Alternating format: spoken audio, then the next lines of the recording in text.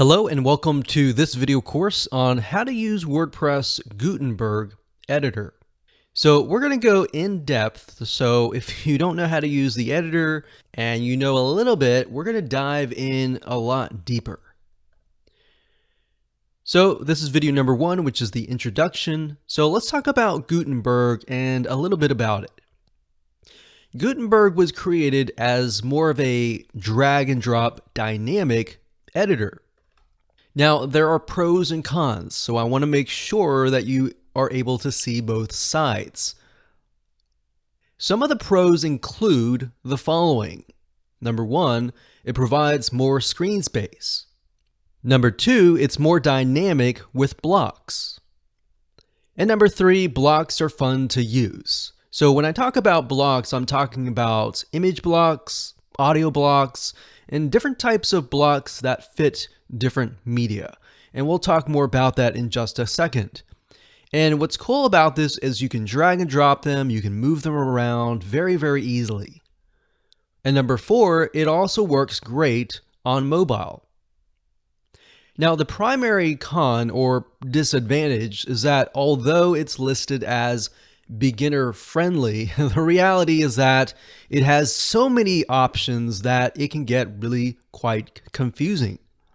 And that is why we will go over most of the important areas in this video course. With that said, I like to give you a quick overview of what's inside this video course so you know exactly what to expect. So this is video number 1, obviously. Video number 2, we're going to give you a quick overview of the user interface.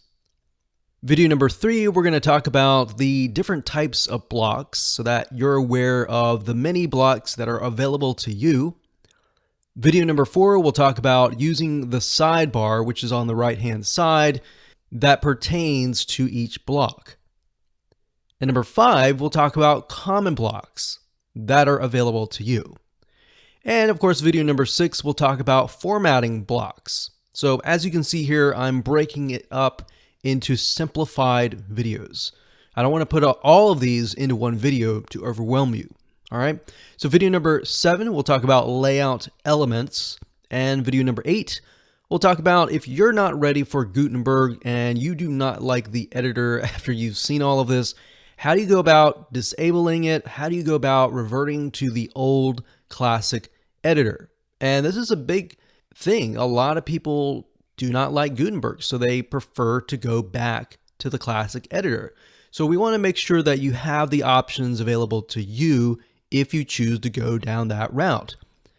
And of course, last but not least, we've got video number 9, which is more editor options. In terms of getting started, it's pretty self-explanatory. All you need to have is a WordPress site with administrator access, because we are going to log in to the WordPress administrator dashboard and I'll show you around.